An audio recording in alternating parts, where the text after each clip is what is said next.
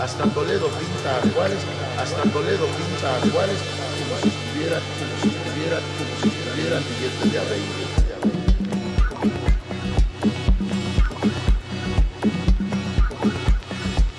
En un billete de a 20, como si estuviera billetes de a 20.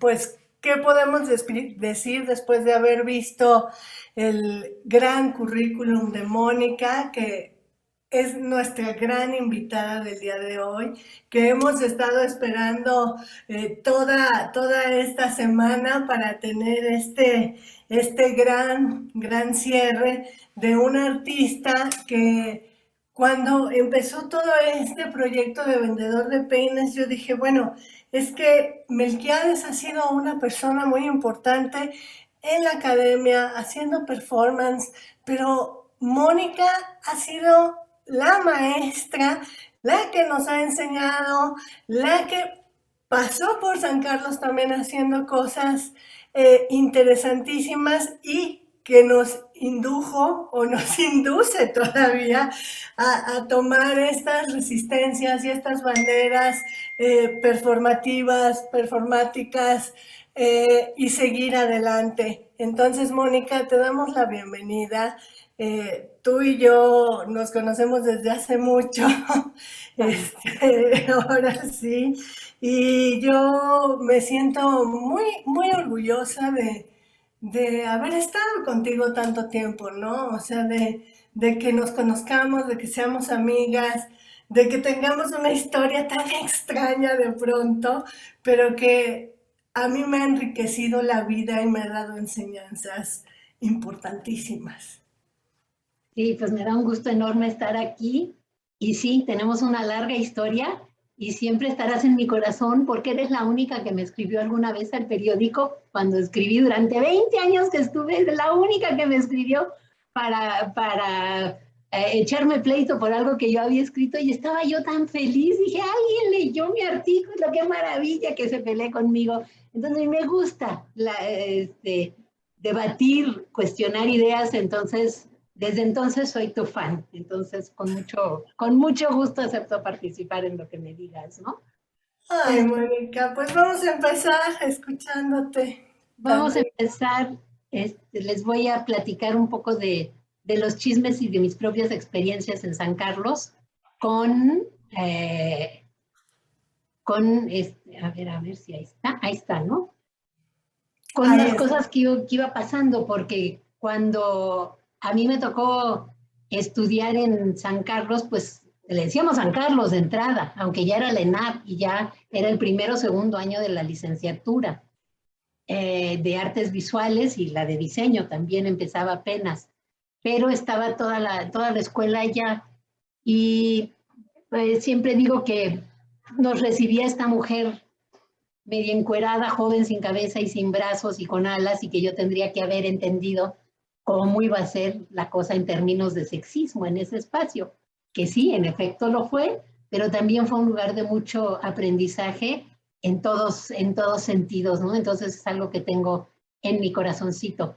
Aprovechando esta foto y que están las imágenes, las esculturas atrás, sí les cuento que en algún momento, y eso no tengo bien el dato, pero un grupo de estudiantes decidió hacer intervenciones, hacer instalaciones en las esculturas, y otros compañeros se los agarraron a golpes.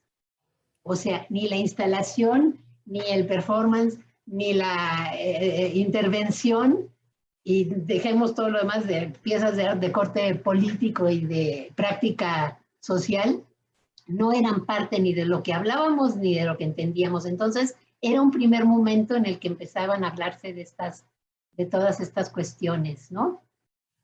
Sin embargo, sí empezábamos como con estas ganas de hacer las cosas más performanciadas.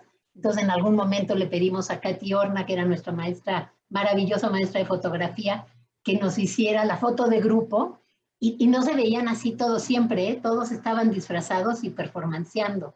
Entonces, si ven algunos ahí vestidos de manera exótica, no iban vestidos de futboleros a la escuela, era posar para la foto de otra manera. Entonces, ya estaba esta inquietud de alguna manera latente.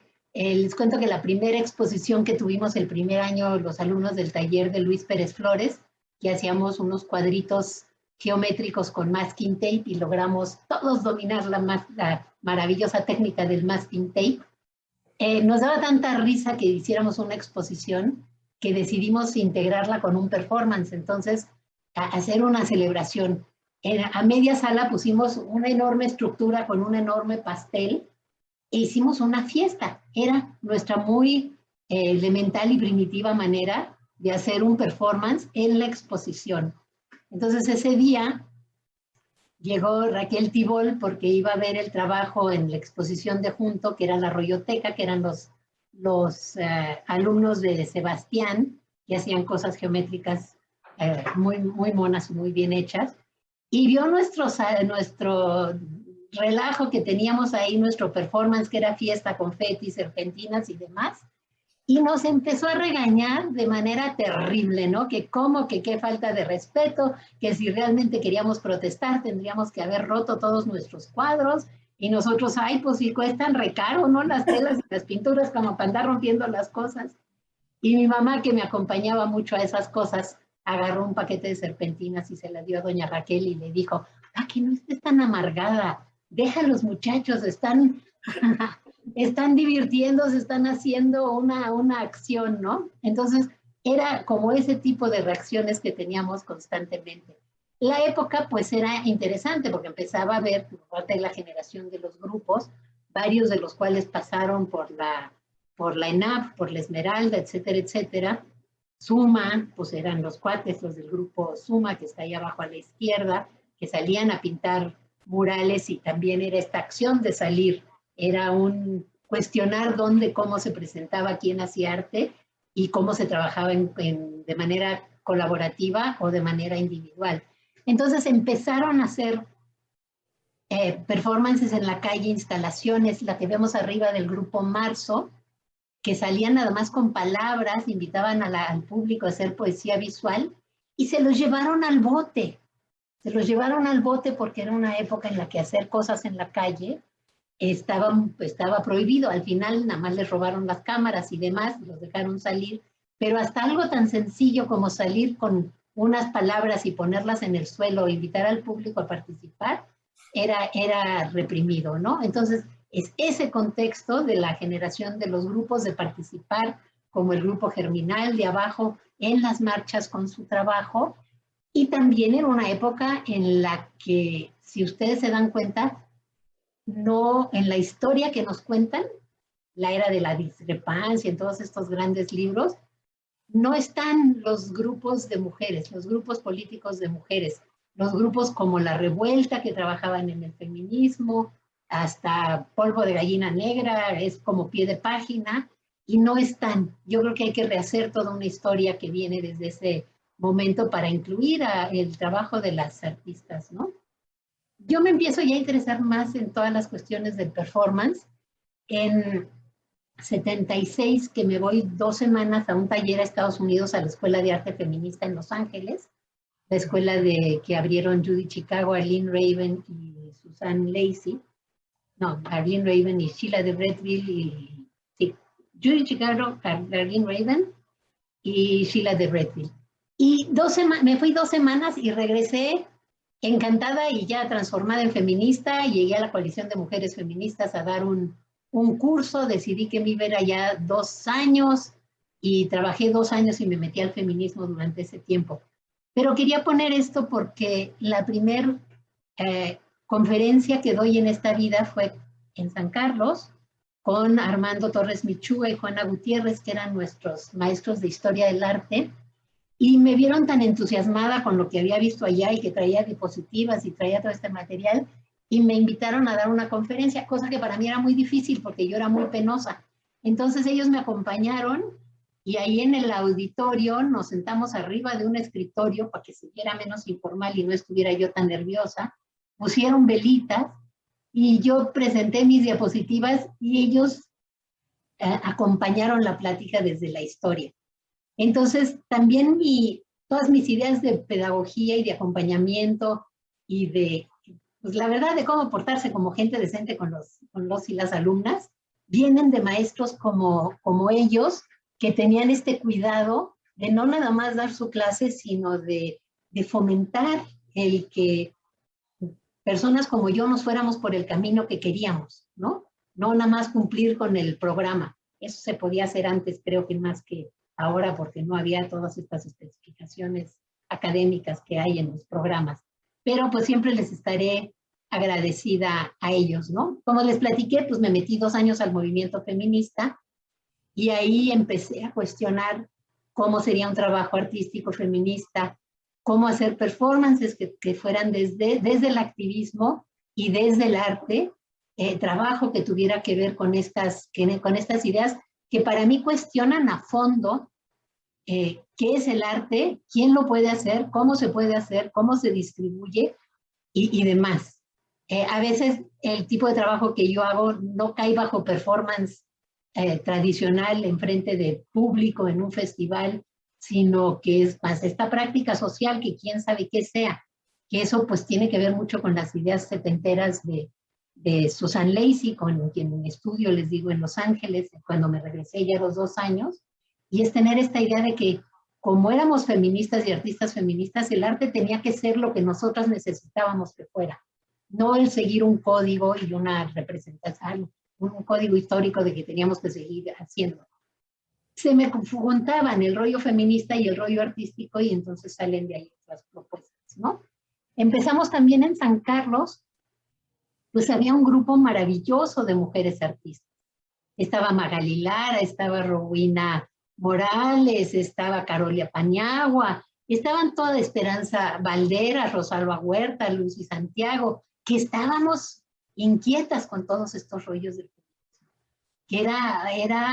que yo no lo estábamos inventando porque es algo que se estaba dando muy ampliamente, pero que empezábamos a platicarlo desde el arte y a proponer. Entonces empezamos a proponer exposiciones, que si son de temática, que si son de mujeres artistas, que si son de las feministas, o la que más me gusta, que es una que se llamó Lo Normal, de la cual sale mi pieza que está del lado derecho, en la cual nos preguntábamos qué es normal. Éramos puras mujeres artistas, pero ni siquiera decíamos que éramos mujeres artistas. Hilda Castillo andaba por ahí también, sino que planteábamos qué es normal.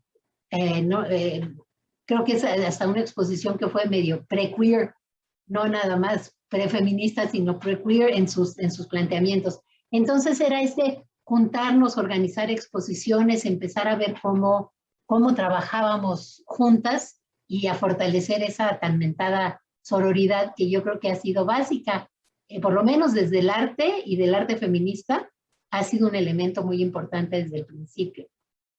En la UNAM también se da la primera exposición que se considera arte feminista en América Latina. Yo espero que algún día hagan más investigación y salgan otras anteriores, pero hasta ahorita esta es la que mencionan, que participamos Lucila Santiago, Rosalba Huerta y yo, y se llamó Collage Íntimo, y cada una tenía sus propuestas y abría la exposición ahí en Casa del Lago esta pieza mía que tenía su cortinita, que de alguna manera me recuerda a una pieza de Nahum Senil cuando empieza a hablar de cuestiones gay, y entonces también es esta cortinita, porque no se hablaban de esos temas, porque era escandaloso, porque yo incluso que mi mamá andaba ahí en las manifestaciones feministas, antes de esta exposición me sentó, ella y mi papá, y me sentaron y me dijeron que si de veras quería exponer eso, porque me iba a ir muy mal y además iban a correr a mi hermano de donde trabajaba. ¿Por qué iban a correr a mi hermano? No sé, una cosa muy extraña, ¿no? Pero estas temáticas no se veían y este trabajo no se veía. Y para mí, pues, en ese sentido, tanto la ENAP, San Carlos, la ENAP, como la UNAM han sido espacios en donde se ha permitido, que han estado abiertos a otro tipo de propuestas y han sido lugares seguros. Nos va muy bien con la exposición, escribió la crítica, sorprendentemente escribieron muy bien, llamó la atención y fue un espacio seguro que brindaba la UNAM. Les digo que también empezábamos a pensar en performances que fueran ya como parte del activismo. En esta yo no estuve en México, pero estuve colaborando desde Estados Unidos.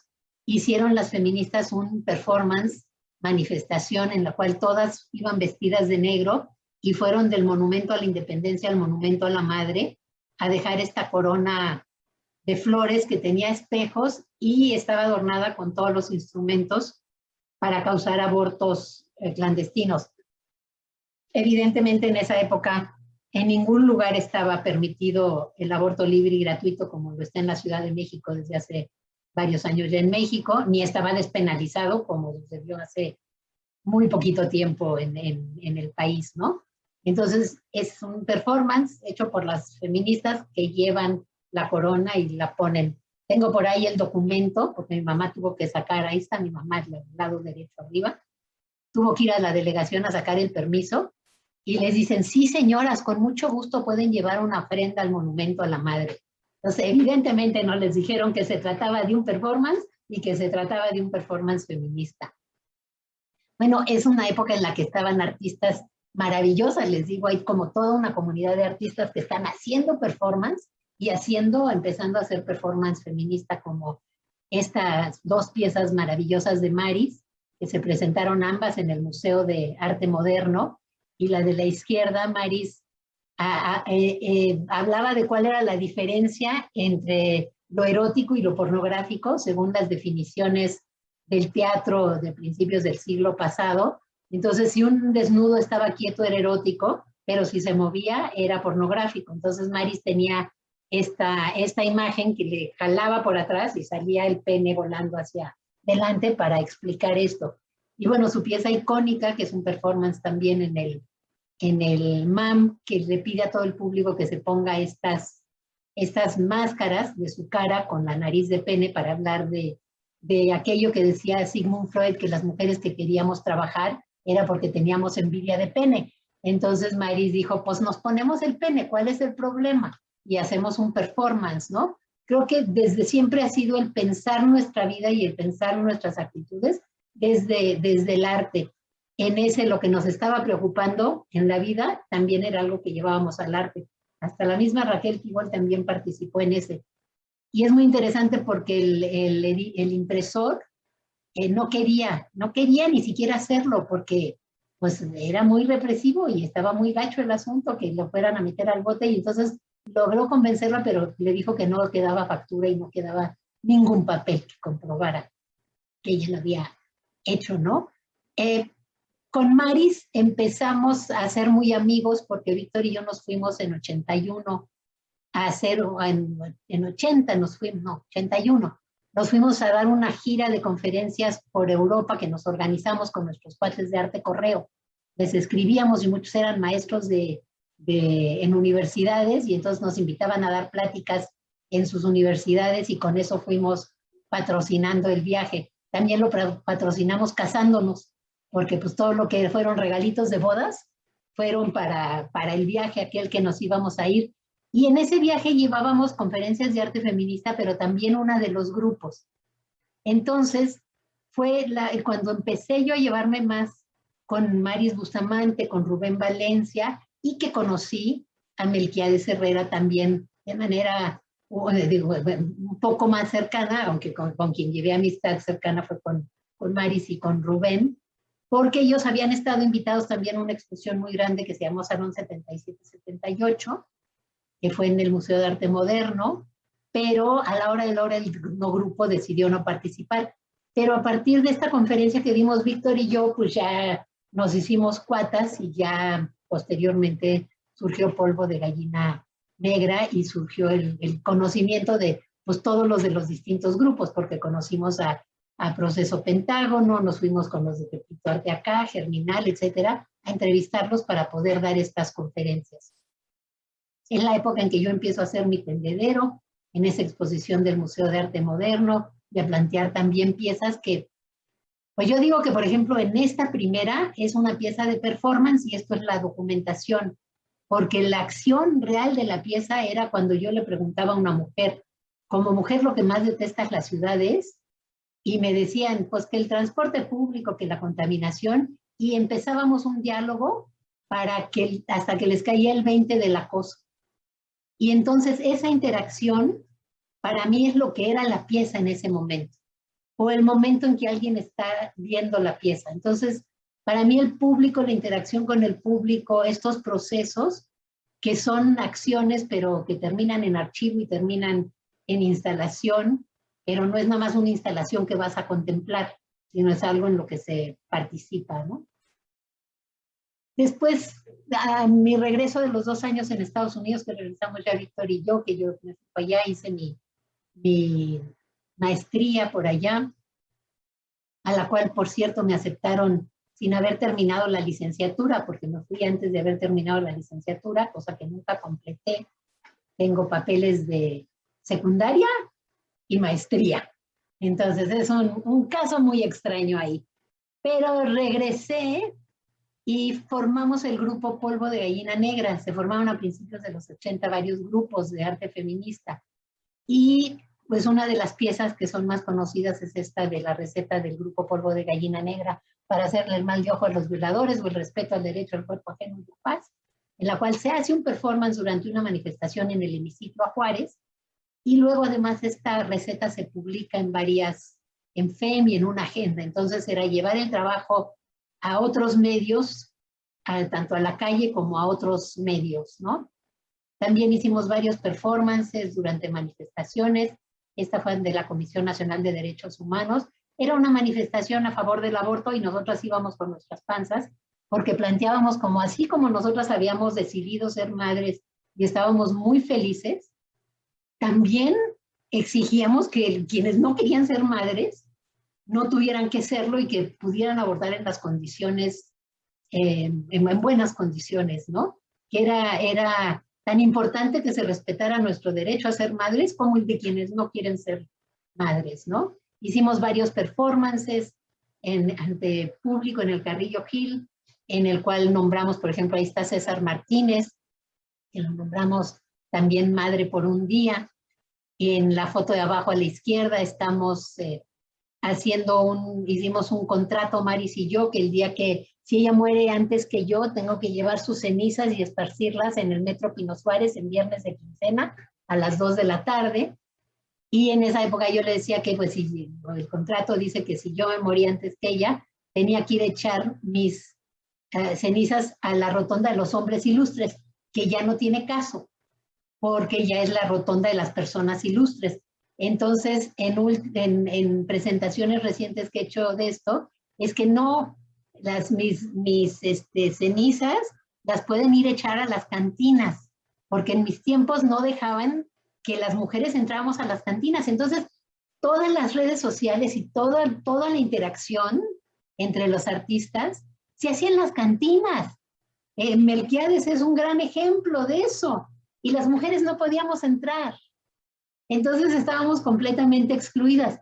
Y me cuentan que en algunas cantinas todavía no tratan muy bien a las mujeres que quieren entrar. Entonces pueden ir a echar mis cenizas ahí y les echamos un mal de ojo hasta que acepten a las mujeres en iguales condiciones, ¿no? Pero era parte también de ese ambiente hostil hacia las mujeres y que, pues les digo, todo se arreglaba, todas las exposiciones, los contactos eran en las cantinas y las mujeres no podíamos entrar.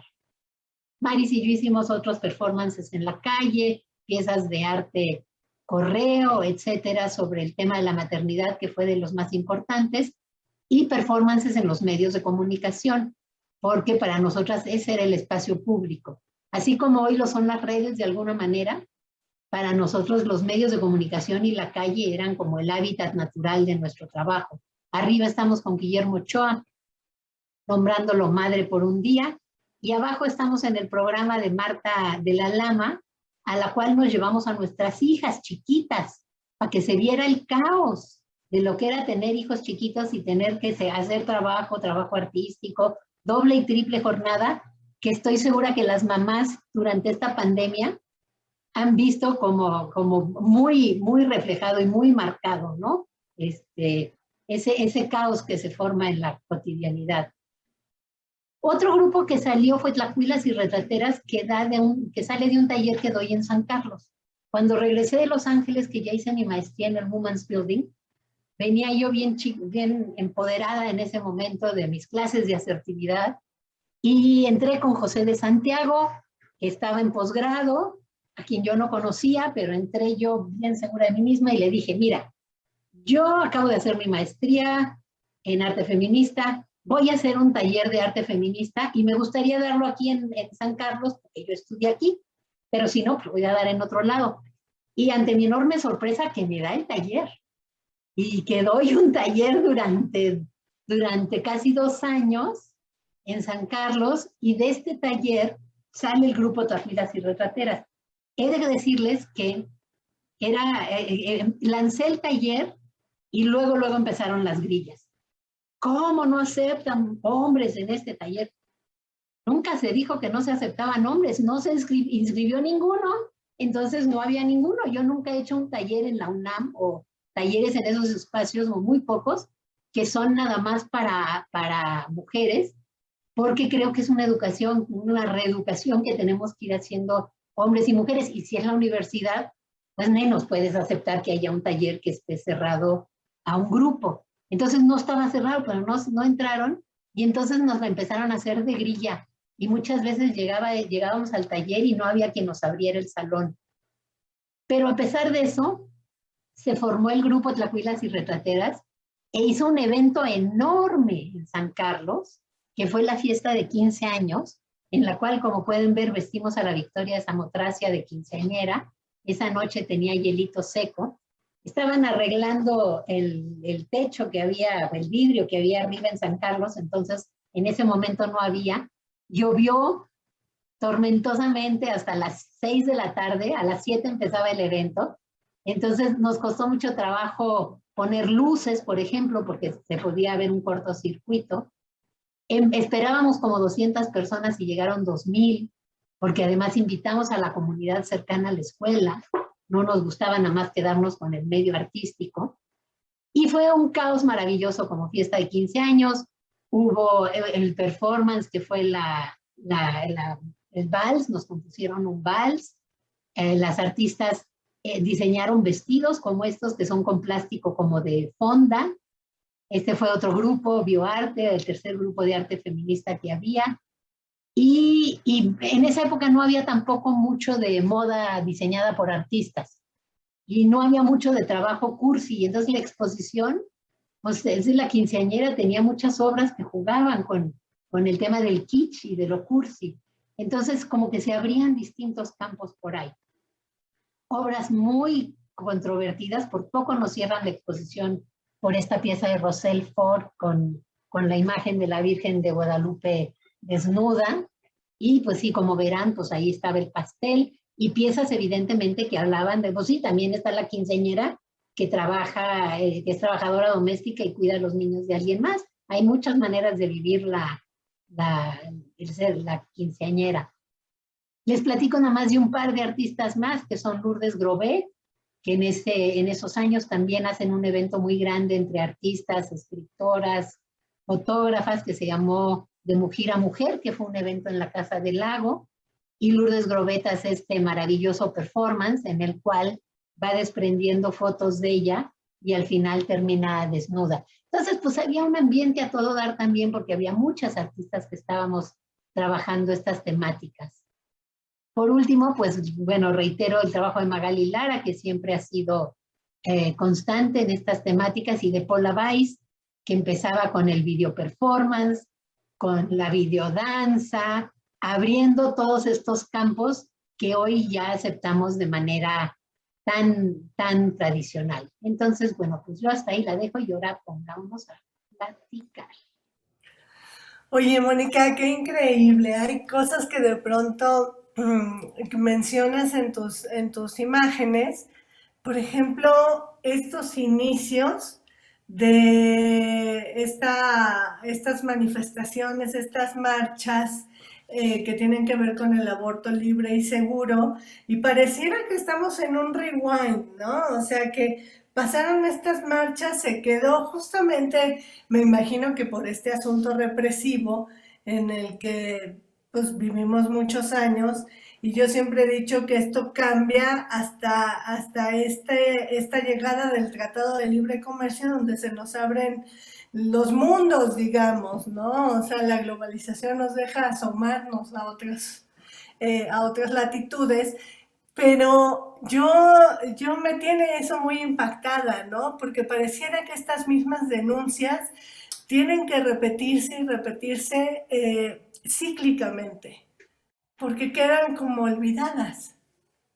Pues yo no creo que hayan quedado olvidadas. Yo creo que a lo largo del movimiento feminista el aborto ha sido una lucha, y vas viendo como de repente empiezan a colarse las feministas a ser diputadas, a ser senadoras, a poner estos temas en la mesa, y ya, pues ya yo creo que a partir de que empiezan a abrirse y a cuestionarse, y cuando creo que llevamos 14 años en la ciudad, yo supongo que cuando entra el PRD por primera vez, empiezan también a entrar muchas más mujeres a las cámaras y empieza a darse la batalla. Pero son cosas que cambian muy lentamente. Entonces, pues, sí, está difícil. No sé si tenga que ver tanto por el Tratado de Libre Comercio o eso, si eso ayudó. Sí hizo que dejara de haber un poco de arte feminista en ese momento, porque también lo que planteaban eran otras cosas y otras temáticas, o se invisibilizó el arte feminista, ¿no? Habría que ver, pero pues ahorita sí, y a partir de cosas como la Marea Verde de Argentina, que tiene mucha cosa visual y mucha cosa performática, empieza a ver como toda otra lucha y otra batalla, pero no hay que descuidar lo que han estado haciendo desde la política y desde de las leyes. Cuando tú empiezas a hacer todas estas acciones, todas estas activaciones, llamémosle así, ¿sí tenías en mente que la política iba de la mano con el arte? Sí, porque por ejemplo en la coalición pues había mujeres de los medios, había abogadas, en el mismo colectivo que estaba yo, pues estaba Marta Lamas, estaba Lourdes Arispe, Mireya Toto, entonces académicas, abogadas, editoras. Entonces sí, pues era una lucha que se tenía que dar desde ahí. Yo ya no le seguí mucho, yo ya no volví a militar. Creo que mi militancia es desde el arte. Creo que también hay militantes, como con esas luchas y consignas y leyes, ¿no? Mi militancia se ha vuelto más a visibilizar el trabajo de las artistas, a abrir espacios, a contar las historias, a dar talleres, pero sí, sí va junta y de la mano. Creo que en el trabajo que se ve más claramente todo esto es en el de Lorena Wolfer, que Lorena Wolfer sí trabaja constantemente de la mano de abogadas y de la mano de políticas como para plantear otras cosas. Ya, sí, sí, es verdad, el trabajo de Lorena tiene mucho que ver. con este acompañamiento, digamos, del Estado como representación política, ¿no? Eh, Oye, y también te iba a preguntar, esto también me pareció muy interesante, ¿no? Porque justamente en todo este ciclo hemos escuchado a nuestros colegas, a nuestras colegas, a nuestras amigues, hablar sobre la cantina El Nivel y Melquiades, ¿no? Que bien sabemos iba a otras cantinas. Y entonces ahora que me dices esto, yo no lo había reflexionado, ¿no? Porque el nivel, pues era una cantina ya muy sofisticada, donde iban artistas, mujeres y hombres, por la cercanía de la academia, pero es verdad, en las otras cantinas no se permitía esa entrada, ¿no? Entonces, por ejemplo, alguna cantina que tú hubieras querido como entrar a dialogar y que te dijeran, usted no puede pasar, ¿te sucedió? No, creo que, no sé si el nivel dejaban entrar en mis tiempos hombres todavía, porque esa ley cambió y ya empezaron a dejar entrar, digo, mujeres, ya Mujeres. empezaron a dejar entrar mujeres como por esos años, ¿no? Pero ya había salido yo de la escuela. Estaba la ópera, que sí permitía la entrada a mujeres, pero te ponían en un cuarto atrás, no convivías juntos. Y yo como nunca he sido mucho de cantina, y yo con media cerveza ya estoy muy bien servida, entonces luego se vuelve medio aburrido, ¿no? Porque entonces no fui mucho de cantinas, pero por ejemplo, sí, dos de mis compañeras una vez se disfrazaron por todo esto, porque lo hablábamos, ¿no? Ahí es donde se da todo el asunto. Entonces fueron Patricia Salas y Lucila Santiago, se disfrazaron de hombre para poder entrar a la cantina y lo sacaron por homosexuales. Ah, o sea que no había forma. No había forma, ¿no? Entre el sexismo y la homofobia estaba muy, muy grueso el asunto, ¿no? Oye, y algo que también me parece como interesante preguntártelo es, hablando de homofobia y del feminismo, que de alguna manera estos proyectos pre-queer que planteaste en el tiempo del SIDA, o sea que era toda la palabra tal cual, y que bueno, perdimos muchísimas amigues.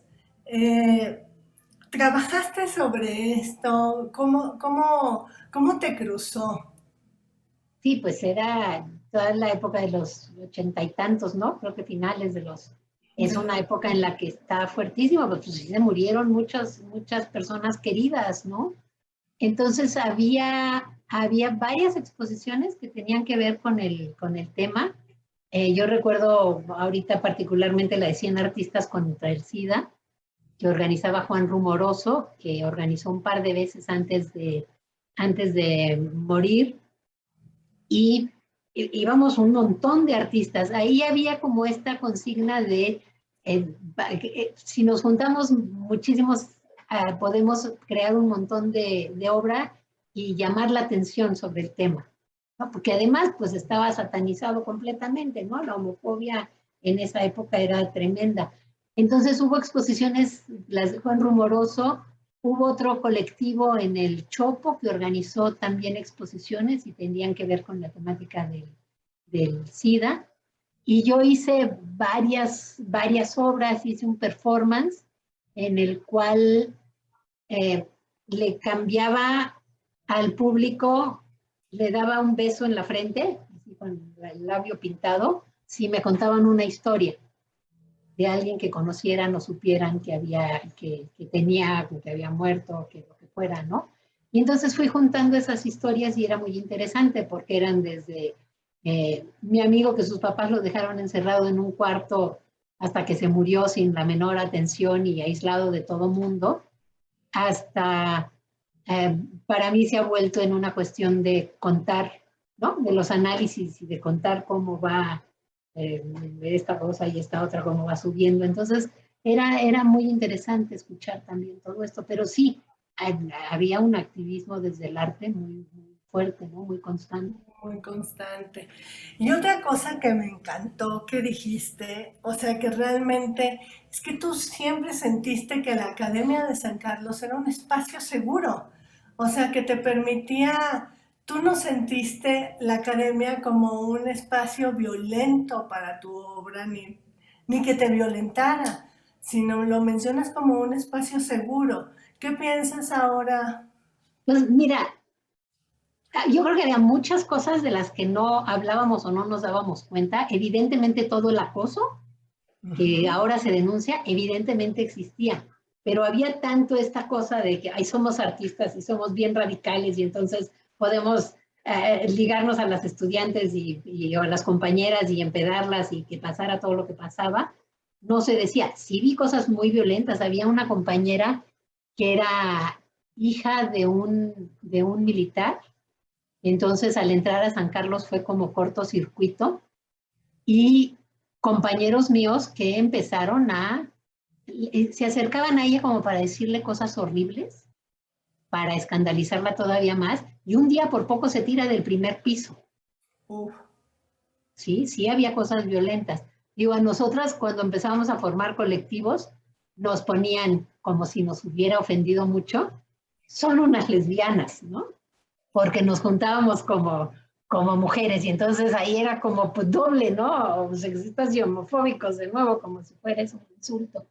Pero claro que había un ambiente violento, pero quizá no teníamos la conciencia. Si yo me pongo a pensar en todas esas cosas que pasaban, uy, pues estaría terrible, ¿no? No saldrían bien librados muchos de los maestros y muchos de los compañeros, pero no teníamos la conciencia. Yo no tenía yo ni siquiera la conciencia en ese momento de armar un escándalo. Digo, llegamos a ir a la dirección a decir, oye, esta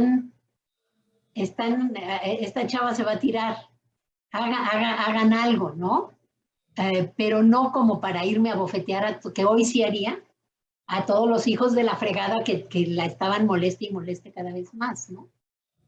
Claro, Entonces, que aparte era un momento donde ser hija de un militar ha de haber sido complicadísimo, ¿no? sí. Y tenía problemas de estabilidad y ahí la acabaron, pero era a propósito, ¿no? La bulleaban, pero bien, bien gacho, ¿no? Entonces, por un lado eso y por otro lado, pues sí estaban los maestros que eran un gran apoyo y sí estaba el lugar para exponer esto. O sea, de ahí nunca me censuraron obra. En otros lugares sí me censuraron, pero en la UNAM hasta ahorita nunca me han censurado. No, fíjate que hasta la fecha en la UNAM sigue siendo un espacio de cero censura, ¿no?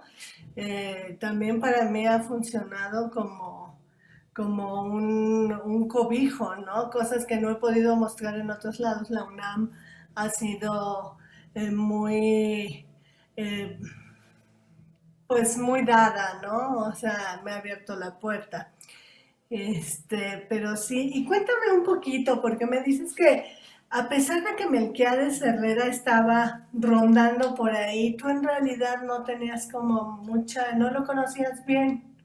Pues no sé en qué años estuvo él de estudiante, Ujú. pero yo creo que él y Rubén, si estuvieron juntos, ellos acababan de terminar cuando yo entré, porque yo no los conocía ahí ni como a otros, como Pedro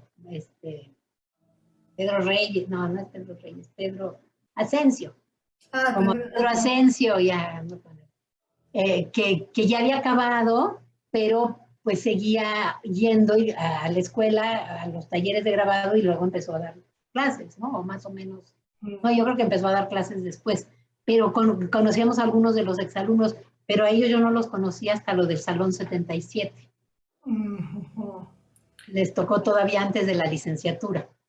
ujú. Es que sabes que como está esta relación Amaris con el no grupo, ¿no? Evidentemente, aunque tenga su producción independiente después y demás.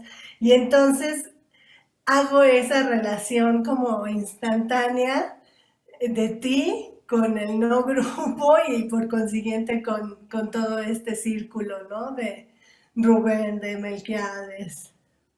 Sí, que cuando ya los conozco yo a ellos, Alfredo ya se había ido a Estados Unidos, entonces estaban Rubén y Melquiades, y pues sí, a Melquiades lo veía yo algunas veces en casa de Maris y Rubén. Recuerdo, creo que estaba ahí Melquiades, te digo que yo con una cerveza era más que suficiente, y ese día Juan Hacha preparó, no, Rubén preparó unos margaritas que eran así tumbadores, y de quien me acuerdo es de Juan Hacha tirado en el suelo, porque los margaritas ya lo habían puesto. Yo supongo que ahí andaba Melquiades también, porque era una reunión en casa de ellos, y generalmente donde andaban Rubén y Maris, andaba Melquiades también. Convivimos en algunas conferencias, hubo una en el Faro, que estuvimos en la misma mesa, es una mesa en la que me abofetía Adolfo Patiño, porque me arrebataba el micrófono, en ese estaba también Melquiades, entonces convivíamos en cosas así. Supongo que cuando Rubén estaba ya muy enfermo, le organizamos también una velada de performances en el Hijo del Cuervo para reunir fondos. Entonces, Melquiades ha de haber preparado algo, y César, y sí, creo que Melquiades preparó una, o ese fue César, el de que quería poner un pescadito en la licuadora o algo por el estilo. Pero digo, convivíamos en cosas por el estilo, ¿no? Pero no me acuerdo yo habiendo hablado mucho con él. Así de que, supongo que como no andábamos en la cantina, no había mucha plática. Supongo que ahí platicaba más que en otro tipo de... Faltó la cantina. cantina. Oye, Mónica, y saliéndonos un poco más a tu trabajo ahorita, ahora, pandémico, ya casi pospandémico, porque ya salimos, o sea, ya salimos a la calle, ¿no? Muchas de nosotras tenemos que de pronto salir a la calle. Yo tampoco salgo mucho. Pero bueno, en este terreno de encierro, generaste un libro. Ya habías hecho otros, ya habías hecho archivos, o sea, digo, sobra decir todo, todo tu trabajo, pero ahorita lo que yo decía es que andabas de ajonjolí de todos los moles con este gran libro que no me lo bajé para mostrarlo Aquí aquí. está. Sí. Eso, intimidades o no, y donde justamente haces un recuento de muchas cuestiones que tienen que ver con tu hacer feminista, ¿no? Con tu archivo, con esa... Cuéntanos de ese libro, ¿cómo es que surge? Eh, Pues ¿Cómo se te ocurre? surgió desde 2015 que empezamos a trabajar mi exposición, que se llamó Si tiene dudas, pregunte, una exposición retrocolectiva de Mónica Mayer, que estuvo en el MUAC en 2016, y trabajando con Karen Cordero, que fue la curadora, pues empezó a ver la cantidad de textos que salían, y según nosotras íbamos a acabar el texto para cuando estuviera la exposición, y nos tardamos un montón de años, ¿no? Porque invitamos a Julián Tibilo y a Cadnira Bello, performanceras las dos, a que se metieran a mi archivo, y estuvieron año y medio consultando más de 1500 textos y haciendo la selección. Entonces, es un libro interesante tanto por el rollo feminista como por el rollo del performance, porque pues como son como los dos ejes principales, y reunieron cartas, entradas de diario, piezas para obra, textos para performances, piezas que publiqué en el periódico, como una gran variedad de tipos de textos que están reunidos ahí. Y pues logramos que se publicara, que ya saliera en mayo de este año, de 2021. Evidentemente con la pandemia se nos atrasó más, y antes tuvimos que hacer toda una campaña para fondearlo, lo cual también fue muy exitosa y nos ha permitido, entre otras cosas, donarlo a muchas bibliotecas y universidades. Y salió, y tú crees que ya casi se acaba la edición de 1000 que nos echamos. Ahí en versión digital también se puede ser, pues no se acaba, ¿verdad? Pero la primera edición está a un par de cajas de terminarse, lo cual me da mucho mucho gusto, se me hace que eso ha sido todo un logro dentro de la pandemia. Porque decía yo, pues, ¿cómo va a salir? Voy a tener 1000 libros aquí, ocupando media biblioteca. Y pues también encontramos otras maneras de distribuirlo, tanto enviándolo como ponía yo mi puesto enfrente de la reja de mi casa y entonces venía la gente y se los daba, se los autografiaba, platicábamos un ratito y dejaba yo la reja cerrada porque me daban ganas de abrazar a todo mundo que venía, conocidos y desconocidos que venían por el libro y yo, ¡ay, qué bueno que vienes y qué gusto! Pero así salieron muchísimos, ¿no? Entonces, digo, para mí es interesante desde el performance, pensar también en otras estrategias siempre de cómo interactuar y de cómo trabajar. Y si no puedes hacer una presentación tradicional, pues haces la presentación uno a uno, ¿no? De alguna manera. Entonces sí, estuve muy metida con eso y ahorita estoy trabajando en una pieza que tiene que ver con la pandemia también, que se va a presentar en el MOAC, que tiene que ver con maternidades durante la pandemia. Entonces, hay quien pueda y quiera, chequen el hashtag Una maternidad en pandemia es, o tengo un grupo también en Facebook que también se llama Una maternidad en pandemia es, y hasta en el Instagram lo tenemos, para aún estando dentro de la pandemia, pues empezar a hablar de cuáles han sido las problemáticas, no nada más de quienes parieron o se embarazaron en este momento o tienen hijos chiquitos o son como yo, mamá ya grande y también ha implicado un cambio por ser yo tener comorbilidad, entre ellas la vejez, que soy pero tan vieja. Entonces, y de vender más de mis hijos, ¿no? Entonces, ¿cómo ha cambiado en todos estos lugares? Pero también cómo ha cambiado el maternaje, porque se nos ha regresado a las casas y muchas, aunque no hayan tenido o no tengan hijos o no hayan querido, han tenido que cuidar a otras personas. En fin, abarca muchos aspectos y muchas cosas y pues quiero juntar como esta historia también ahorita, que todavía lo tenemos fresca en la memoria, antes de que empiece a cambiar, pero a mí sí se me hace que en términos de feminismo, el hecho de que gran parte del trabajo se haya regresado, del trabajo por chamba, se haya ido a la casa o que nos hayan o el confinamiento, de alguna manera sí ha sido un retroceso para el feminismo. Ha sido un retroceso porque pues, muchas mujeres también perdieron la chamba porque tenían que quedarse a cuidar a los hijos o a las otras personas de su familia y pues la primera persona en perder la chamba generalmente es la mujer, ¿no?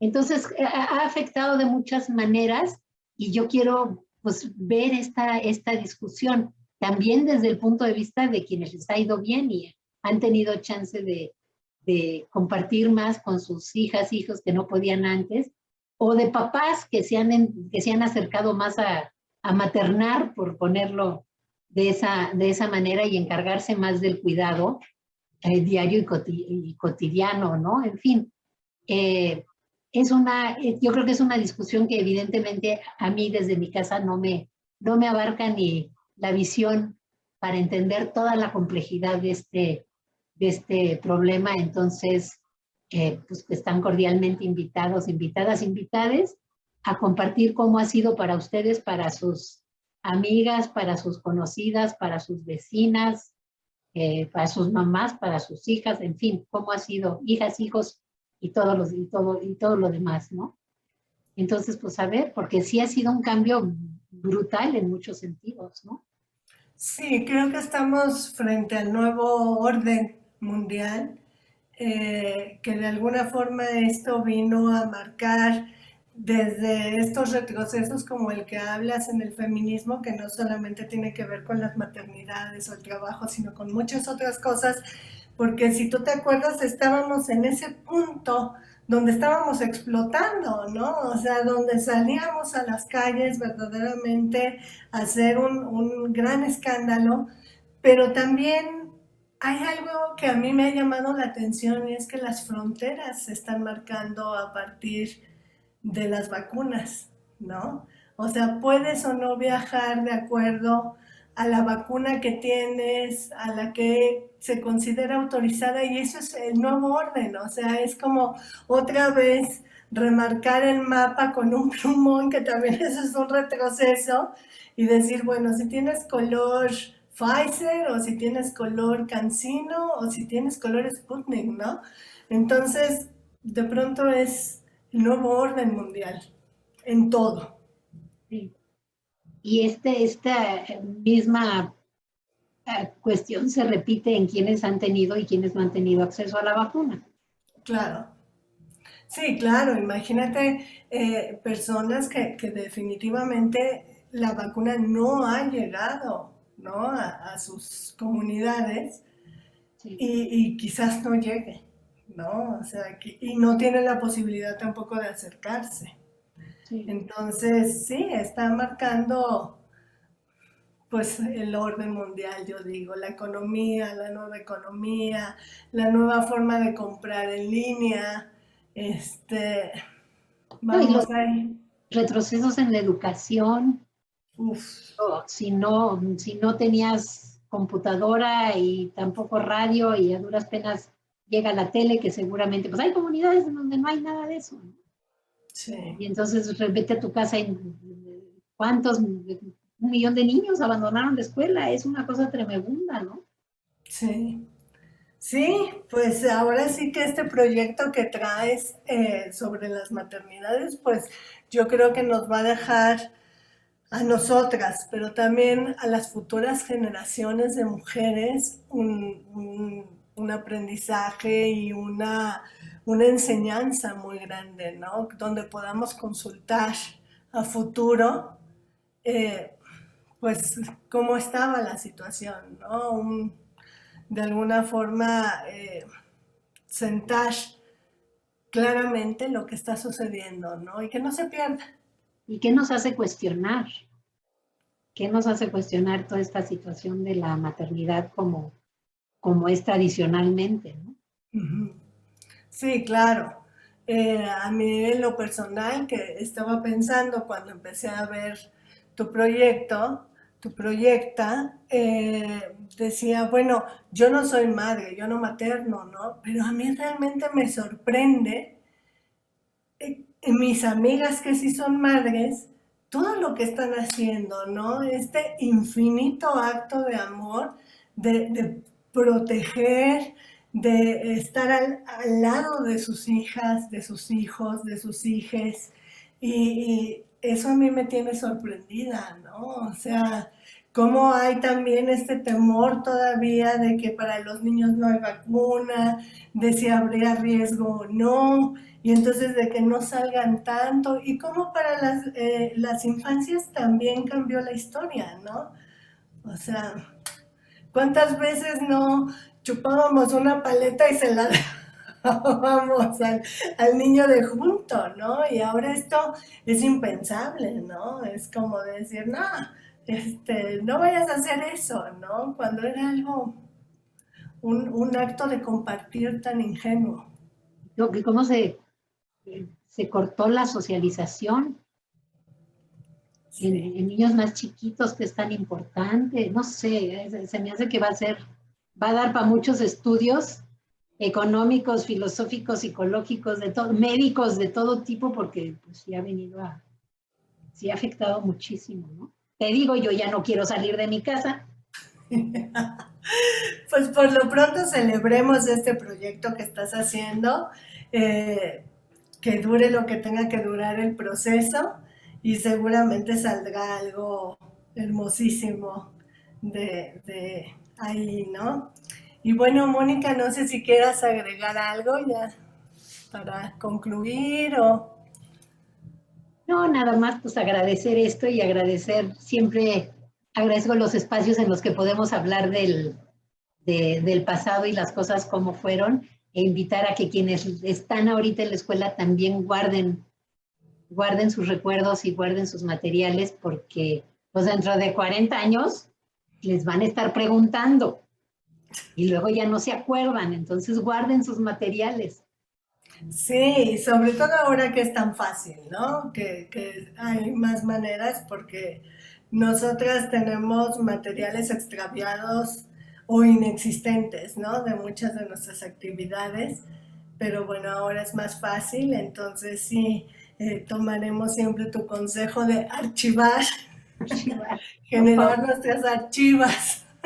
Sí, porque luego nos pasa con performances que vemos la foto y nadie se acuerda de qué se trató, hasta teniendo la foto y nadie se acuerda ya.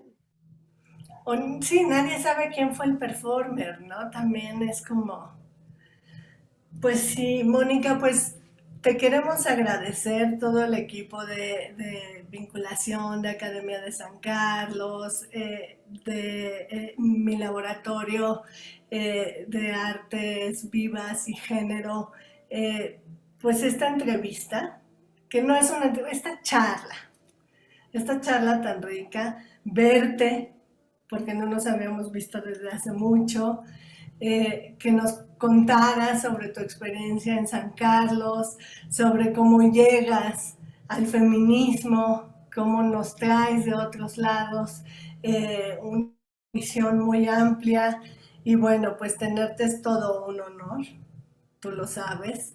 Y bueno, pues me despido de ti y prontamente espero salgan muchos otros proyectos. Muchas gracias. Gracias.